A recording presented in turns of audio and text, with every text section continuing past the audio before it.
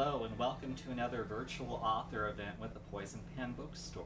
We're very fortunate to have with us today as our very special guest author, Elsie Shaw, who is also one half of the best-selling international writing duo of Lynn Constantine, and who, when she's at home, is better known as Lynn Constantine. So, welcome, Lynn. Thank you. I'm so happy to be here. First, let's kind of find out a little bit about yourself. Tell us about your life before becoming a writer and why someone with an educational background in business and marketing decided she wanted to end up writing novels. Very good question. Well, growing up, I thought I wanted to be a lawyer. And then after that, I wanted to pursue a career in psychology. So when I went for my master's, I began taking counseling courses, and I realized that I didn't want to sit in a room and listen to people tell me their problems. And so I switched to a business major, but I really never lost the interest in story or in psychology from that point. So I went into marketing, and I did sort of hybrid writing at that point, nonfiction writing. But I always was drawn to writing fiction, and I'm a big reader. I've always, Nancy Drew was my go-to from when I was smaller, and I always had a book in my hand. So when I was back in the corporate marketing world, that was when I began writing part-time, and I played around with writing. My sister and I wrote our first book, over 20 years ago together. It was not a thriller. It was women's fiction, about two Greek sisters, which we are. Not autobiographical, but certainly that first book, how you talk about, it's really kind of incorporating a lot of your own things. So we wrote that. And then I moved and sort of had my children. I was homeschooling them. So I was always putting other things first, but the writing was always in the background. And then about 8 years ago, I attended a conference in New York called Thriller Fest. And that really ignited my desire to get back into it and to try to really pursue it as a full-time endeavor. And at that point, I got very serious about finishing the book I had been working on, which is The Network. At that time, it was called something else. My sister and I began collaborating together again, and we wrote The Last Mrs. Parrish. It took about 4 or 5 years before we were able to secure an agent, which was with The Last Mrs. Parrish. And then, things just from that point sort of took off and allowed me to get into it full time. So that's how my journey happened. You're here today as Elsie Shaw, and your first book was The Network, which introduced readers to Jack Logan and now his wife Taylor. Tell us a little bit about them, and then tell us about your new part to that series, The Silent Conspiracy. Sure. So The Network follows Jack Logan, who is an investigative journalist, and he lives in New York City. Jack is a charismatic guy, pretty much a man's man, comes from a large Irish Catholic family, very intent on doing the right thing, but doesn't always do the right thing himself. And so an event happened that separated him from the love of his life. His own actions, caused him to break up with Taylor. And when the book opens, Jack is visited by her husband, who is a U.S. senator. And the senator pleads with Jack to look out for Taylor when he is murdered. He tells him, I've done something, I'm going to be killed. And Jack kind of thinks he's lost his mind. But a week later, Senator ends up dead. Jack goes and shows up. And of course, Jack is the last person that he wants to see. But nonetheless, she quickly realizes that her life is in jeopardy and they're on the run. So The Network very much is a book of them kind of racing away from these assassins who are trying to kill them, trying to figure out why. What did her husband get himself into? What's going on? Who's behind this conspiracy? And that the action is told through the two of them. So there's a personal story between Jack and Taylor in The Network, and then there's the bigger story of Damon Cross, who runs this secret institute where he controls a lot of different people in powerful positions in all spheres of influence. And so that is the story of the two of them trying to figure that out. And so when The Network ends, Jack and Taylor, of course, they've resolved without giving too much away, they've kind of resolved their personal issues, and they believe that they have vanquished Damon Cross. So when The Silent Conspiracy begins, the reader knows that that's not the case, although Jack and Taylor don't realize that Damon is still alive. And so this second book, which can be read as a standalone, there's enough background to fill in any readers who haven't read the network, so that it takes off from the ending point of the network, and they're both working on two completely new stories. Jack is looking into a rash of recent murder suicides, trying to figure out why normal people all of a sudden are going crazy, and is there something that connects all of those stories, while Taylor is producing a story on a class action suit that has reached the Supreme Court against a national health insurance company. And as the book goes on, the two stories converge, and people come into play that have to do with both of them. And of course there's action and danger and the same sort of, hopefully, pacing as in the first book. The mysterious Judas coins play a role in the plot. Tell us a little bit about those, and how did you come up with this idea to incorporate this kind of historical element to the storyline? So the Judas coins came in the original story in the network. I had put in some sort of spiritual relics that were fictitious. And the editor that I was working with at the time suggested to me that it would be more interesting to find an actual historical relic to put in the book. Now, Damon Cross, who is the antagonist, he has a lot of power just through regular means, but he also has been influenced by this Nazi who was very involved in looking for religious relics. So there's a spiritual bent to him as well.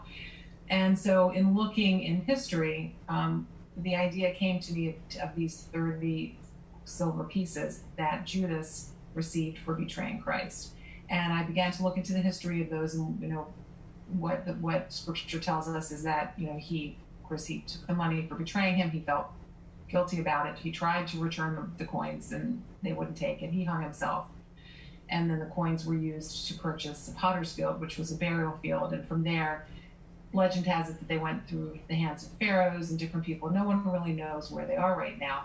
But the idea that there was a part in the telling that when Judas took these coins, that Satan entered him, and he, which would then, maybe you could surmise, transfer to the coins. So I just felt like you could attach sort of an evil energy to these coins because of their history, which would make them something logical that Damon would want to possess, because if these are these coins, because he's obviously opposed to Christianity in the book. And so that was like the perfect relic, I think, to come up with, and that's how they came to be. And they really did take on more of a role in the story, especially in the second story, than I had originally anticipated. They kind of took on a life of their own and became a more central plot point where this quest for these coins. I mean, certainly that's not what the entire book is about, but it is a major part of the book. And the coins also have become a bargaining chip in the hands of certain people in the book to achieve their own goals, because they're these things that everybody is trying to get a hold of. In a lot of thrillers, characters are either good or evil, things are black or white. But as a writer, you kind of say you like to explore the morally ambiguous middle ground. Can you talk a little bit about how that plays into your books? Sure. I try, very hard in everything that I write to make sure that whatever's being conveyed is authentically through the character. So whatever that character happens to believe, and I intentionally in this book make, like, you have Jack, who is really an agnostic, and he's not it's not that he's not an atheist, but he's just, he doesn't believe. He's very much in the here and now. He's very pragmatic. There are things about the church that he finds hypocritical, that he doesn't like, that causes some tension between Taylor and him. Taylor's he's Catholic, she's from a Greek Orthodox background. In the network, we had a character, Maya, who it was a parallel story, who begins as an atheist and her faith grows. So it kind of goes both ways. And in the Silent Conspiracy, you have somebody who started off with faith and goes the other way. So all of these issues, whether it's of faith, there's issues of euthanasia, trying to think some of the other, a lot of bioethical issues in terms of how do you best use resources. And so we try to show that there really are no easy answers. We'd like to be able to say, I mean, I do think obviously there are certain things that are absolutes, and definitely there is good and evil. So I'm not mitigating that at all. However, I think that we have to look at some things that on the surface can look like they're a good thing, but because people don't always have the purest of intentions, they can be used in the wrong way. So, for example, we can look at something like euthanasia, which we talk about in the network, and there's a bioethicist who's indoctrinating students, and he's showing them a film of an end-of-life person who's suffering greatly. And of course, you want to put that person, no one wants to see anybody suffer, you see that. But then, on the other hand, you have in the next book, if they're able to make those kinds of decisions, people who are being turned down, say they're 80 and they need heart surgery. They're saying, well, I don't think that, that makes sense for you because you're already 80. Well, you could probably live for another 20 years if you're a healthy 80-year-old. So where is the line? And those are the kinds of things that I like to look at to say, before you're so quick to just make a judgment call, you have to look at the whole spectrum of, if you change this, what could that mean, in the wrong hands? You recently wrote an interesting piece about conspiracy fiction. Why do you think readers are so attracted to these kinds of stories? I think it takes us out of our everyday, and I think to get into a conspiracy thriller is a way to escape from the stress and the concerns of our lives. So even if you're not living with someone chasing you, with assassins chasing you, we all live every day with the fear of, whether it's right now with COVID going on, or even before that happened, health scares, crime, all kinds of things that can happen, when we walk out of our door, even when we get out of bed every morning. And so escaping into that world where you can just completely lose yourself and you can look at somebody who's really facing real monsters, I think it's just a way to kind of relieve that tension and that kind of anxiety that is normal for all of us to feel. And I think also there's an inherent desire for people to see good triumph over evil, which in most of these cases, that is what happens. We like to see, that's fine. We know that bad people are in the world, or bad things and evil exists, but we want to see that it's not going to win. And so hopefully we see that in our books and movies that are showing those kinds of stories. Do you have a favorite conspiracy novel? Or one that you think everyone should read? Yeah, I love, David Morrell wrote a spy novel, and I'm trying to think, it's not the Rambo, it was after Rambo. And of course, I can't think of the name of it. It will come to me, but it's from like a long time ago. I know, Brotherhood of the Rose. Yeah. That novel I read years and years ago, and I absolutely loved it. And those characters really stuck with me. So that, I would say, that would be my standout if I think about automatically. Yeah. Now, you've written books with your sister. You've written books by yourself. Do you do things differently when you're writing as Elsie than you do as part of Lynn Constantine? Are there advantages to solo writing, disadvantages? Talk about your kind of two literary personas. Sure. So when I write with my sister as Liv, yes, the two processes are very different, because we spend a lot of time before we even begin writing, brainstorming, going back and forth. There are probably 5 to 10 iterations of plot lines each time, and the more we talk, the more we drill down and refine it and change things. And it's easier than when I'm writing on my own, because when I'm writing on my own, yes, I think, but I don't have someone I can bounce the ideas off of as much. And I mean, I do have some trusted people that I can discuss with it, but they don't know these characters and the stories intimately as I do, of course. And with Valerie and I, we both know them so well. So we were just on a call an hour ago where we FaceTime, and we actually changed the trajectory of a couple of characters, and then we actually said, you know what, is this name jiving with you? And both of us said no. So we just changed like 3 characters' names, and we go through it and we'll talk this one until it kind of hits right.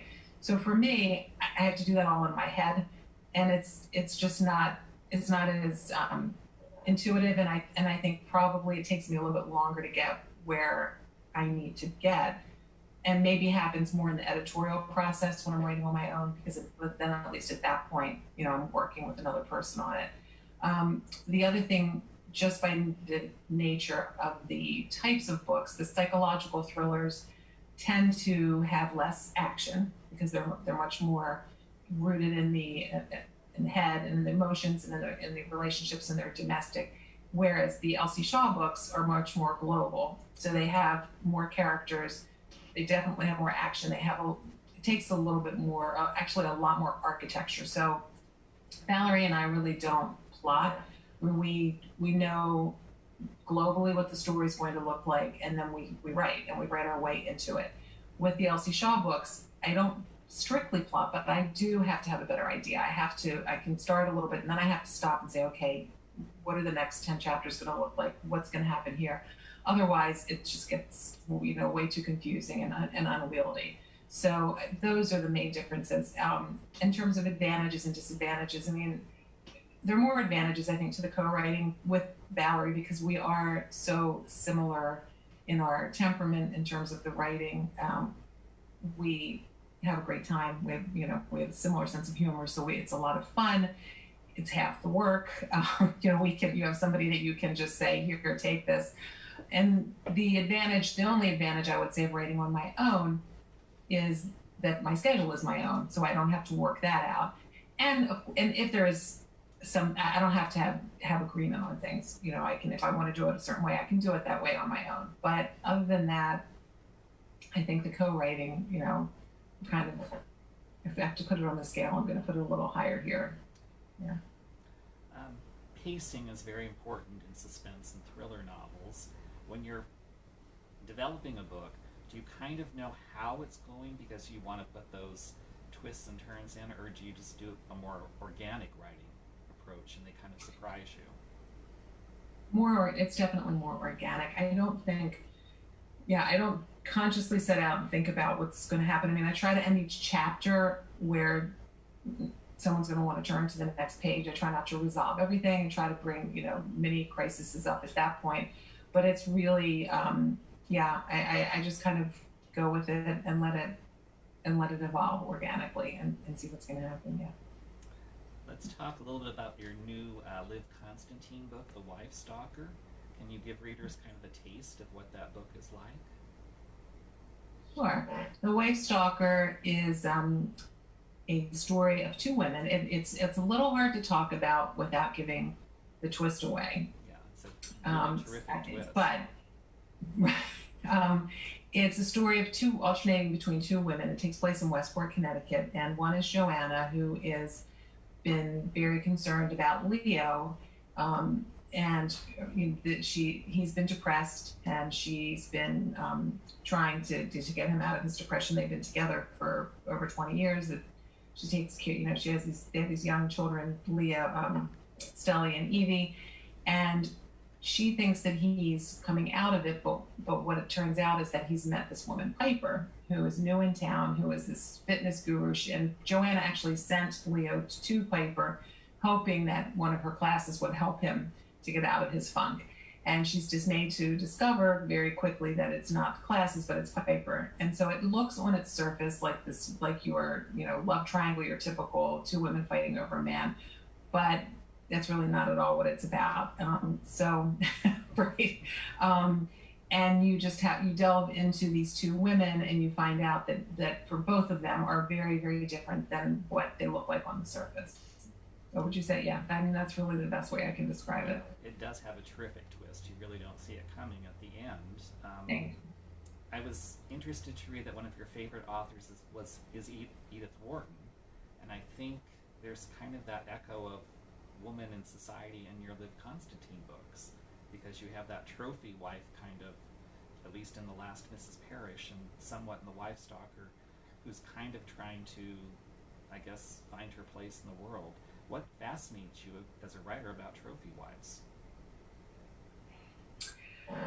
Well, I think it's not even just trophy wives. I think what is fascinating is the evolution of women's role in society and in a marriage, and in the way that they're viewed over the past 10, 20 years. And I look back to the kind of fiction that I used to read, where this woman was always perfect, size whatever, 6 or 8, dressed beautifully, was able to do everything, take care of her house, and it was always like a woman in jeopardy, and the husband was always the bad guy. There was something else going on, where, and I'm sure it wasn't just with Gone Girl, but Gone Girl seemed to break that open, where you had somebody who was not, your perfect wife, somebody who had a lot going on and wasn't necessarily the nicest person, but was a fascinating character. And I think that it opened the door for books where you could still, I mean, you didn't necessarily like character in Gone Girl, but in other books you could, like Girl on the Train as well, where she's drinking and she has problems. You don't have to be the perfect person anymore. People, not because no one is. And I think that people are hungry for that, looking into a real view of, well, what does marriage look like, and can you still be a good mother and have an affair, or can you, and because of whatever's going on with your husband, or can you still be a good wife but yet be dealing with other kinds of issues on the side. So I think we just like to look at relationships and human beings as flawed, which I think that we all are, and just examine what happens when other forces come into play that are going to either expose those or challenge those or take somebody out of their normal comfort level. So I think that that's, probably more of it. And also taking, like we said with the Way Stalker, taking a situation, or the Last Mrs. Parrish, where in the Last Mrs. Parrish you think one thing, right? You're reading the book from Amber's, and you think exactly what's going on, and then you realize no, it was completely the opposite. And I think that we like to play around a lot with perspective, because isn't that so true, where we can look from the outside at someone's life and it can look picture perfect, it can look like they just have everything and you can envy it, and if you walked inside and shut the door, you would see a very different picture of what was going on. So I think that those are the kinds of things that we find interesting. Well, they always say that every villain is the hero of his own story, so that's Exactly. kind of how Yeah. you're changing the reader's perspective. With a background in marketing, you understand the power of branding. How would you describe your books to readers who are not familiar with them, to get them to pick up a copy? That's great. Well, for the Lynn Constantine books, I would say if you're looking for something page turning and twisty that will hopefully have your mouth opening in shock at the end, that's what we aim for the Live, with a so with some thematic issues we do try to tackle as well, whether it's friendship or marriage, justice. I mean, there's not that we intentionally try to have a message in there, but there does seem to be sort of a fable aspect, I think, just to a lot of the Live stories. And for the Elsie Shaw, I again, a fast-paced, action-oriented read that incorporates current issues of today and looks at them from all sides. You've been writing now for a while. What do you know as a writer that you wish you had known when you were first starting out? That editing is the key. Yeah.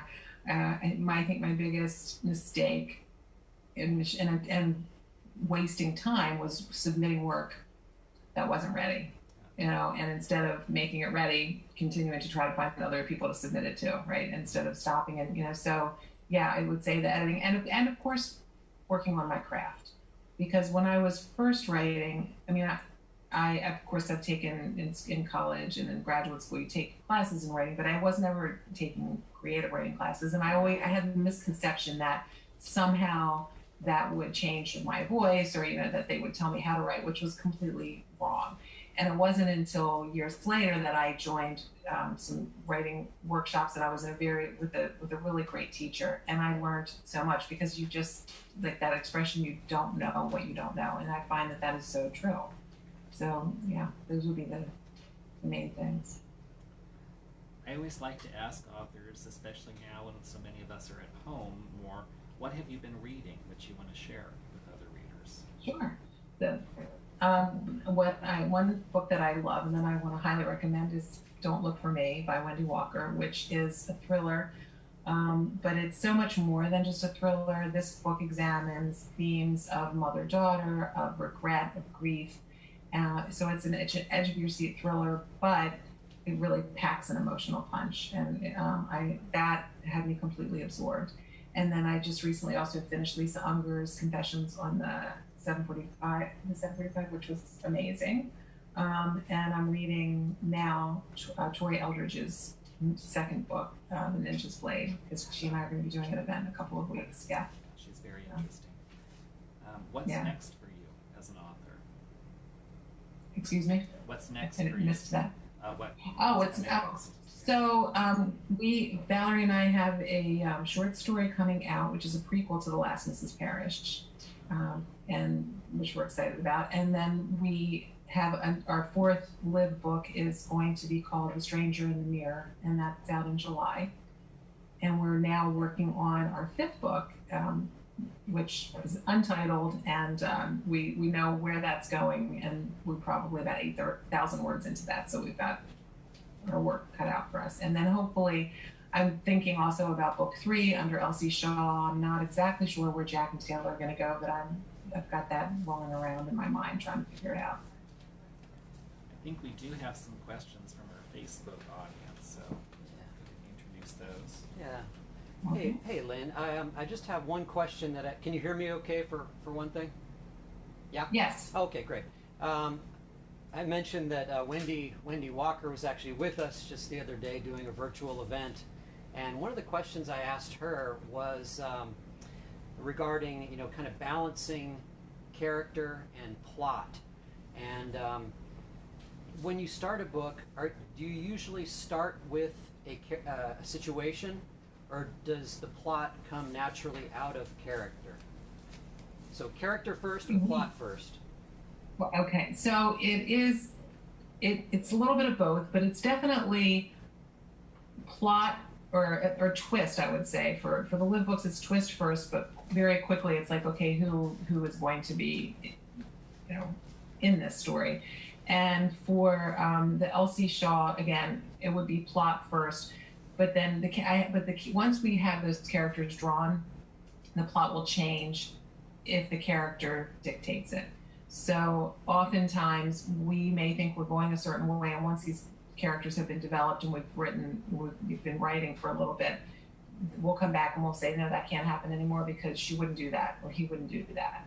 So that's how that goes. But in the end, if it ever comes down to a question between character and plot, we always go with what the character do. And that's actually how Valerie and I resolve any sort of disagreements that we have on what we think should happen. Then we always stop and say, all right, let's really talk about it. This is the person, and this is her background. And would she really do this? Would she say this? And that typically will bring us to an agreement. And also, since Valerie's not here, we can talk about her. Yes. Regarding writing together, obviously there's got to be a certain amount of compromise on both sides. Do you ever have any battles where you just have to come to an impasse and say, you know what, I'll go with what you decide? When that's happened, it's happened a couple of times, not often. And what we do at that point is we send it to the editor, and we don't tell her whose opinion is whose, and we let the editor make the call. And I think it's happened twice, and we joke and say, well, I won once and she won another time. So, and then, and usually at that point, if the editor goes, then the other person's like, okay, because ultimately we really, really want what's best for the story. So we have been working together long enough, and we have a good enough relationship where it's not about ego at this point. And so it's like, okay, let's just make sure we're doing whatever is the best for the story. Finally, is there any topic or kind of issue that you would not touch when writing? Anything that you wouldn't want to go into? I probably wouldn't do anything like that had to do with abuse of children, that kind of thing. I think, we would stay away from a topic like that. It would just be too hard to live with those characters in that kind of a story. yeah, that, or, you know, and probably, I mean, it could change. Some of those really darker themes in terms of that, we tend to shy away from. That's all I got. Well, it looks like we're just about ready to wrap up. Is there anything else you want to share with readers, Lynn, before we conclude? Just as you know, please connect with me on social media. I'm on Instagram, Twitter, and Facebook. I'm Elsie Shaw Author, and then also same channels as Lynn Constantine too, because we love hearing from everybody. And you know, and I love seeing all the posts with pictures of the book and getting feedback from readers, especially now that we can't be in person, and we hope that that's going to change soon, that we can actually see people again. So at least we can connect on social media. That's important, yes. Thank you again, Lynn. It's been a